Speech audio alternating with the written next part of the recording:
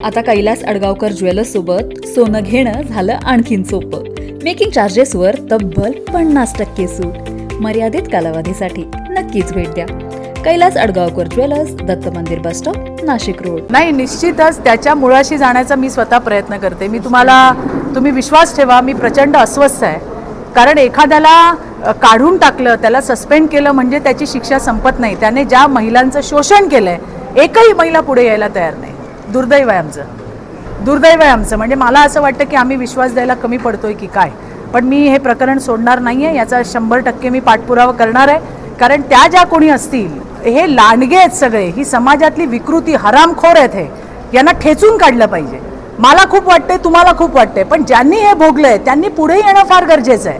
आणि म्हणून आम्ही सतत विनंती करतो की प्लीज पुढे या, हिम्मत दाखवा. कारण एका दोघांना चांगले ठेचले ना तर पुढचे हिम्मत करणार नाही. पण दुर्दैवाने त्या महिला पुढे येत नाही आहेत. पण माझा पाठपुरावा सुरू आहे. मला विश्वास आहे, आज नाही तर उद्या माझ्या प्रयत्नांना यश आल्याशिवाय राहणार नाही. अनेक महिला पुढे आल्यात, मग तुम्ही कुठे मला सांगते, आमच्याकडे आल्या नव्हत्या. 3 महिन्याच्या आधी जी कुणकुण सरकारला लागली, मुख्यमंत्र्यांनी तेव्हा काम चालू केलं. त्याच्यानंतर सगळे पुरावे गोळा केले आणि म्हणून आज तो हरामखोर जो आहे तो गजाआड आहे. एखाद्याला पकडणं सोपं आहे, ती केस स्टँड व्हायला पाहिजे.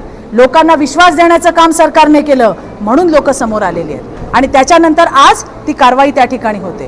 तो असेल किंवा आणखीन पण असे कोण असतील, या कुणालाच सोडलं जाणार नाही. आज त्या खरातच्या मागे IT, ED, SIT, पोलीस सगळे लागलेले आहेत. आणि पूर्णच्या पूर्ण उद्ध्वस्त केल्याशिवाय देवेंद्रजी शांत बसणार नाहीत. हे मला तुम्हाला सांगायचंय. असे अधिक खरात असतील आणखीन कुणी, तुमच्याही माध्यमातून माझ्या सगळ्या मायमाऊलींना मला सांगायचंय, असं जर कोण तुम्हाला प्रताडित केलं असेल, तुमचा गैरफायदा घेतला असेल, तर तुम्ही प्लीज पुढे या, पोलीस स्टेशनला या, तक्रार करा. त्या ठिकाणी कारवाई निश्चितपणे होईल. हा विश्वास तुम्ही त्या ठिकाणी ठेवा.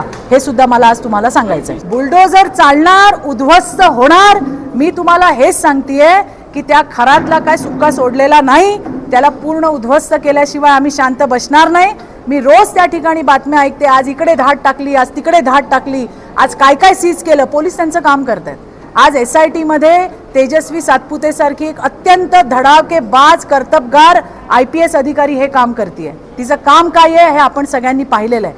म्हणून मला असं वाटतं, तुमच्या मनात जशा शंका आहेत तशा आमच्याही मनामध्ये, पण मला वाटतं त्या ऑथॉरिटीला ते काम करू द्यावं. येणाऱ्या दिवसामध्ये रिझल्ट जो आहे तो आपल्याला नक्की मिळणार आहे. आणि ही घाण दूर करायचं काम हे देवेंद्रजी 101% पूर्ण करतील, मला विश्वास आहे. NCN न्यूज साठी रोहन दनी, नाशिक.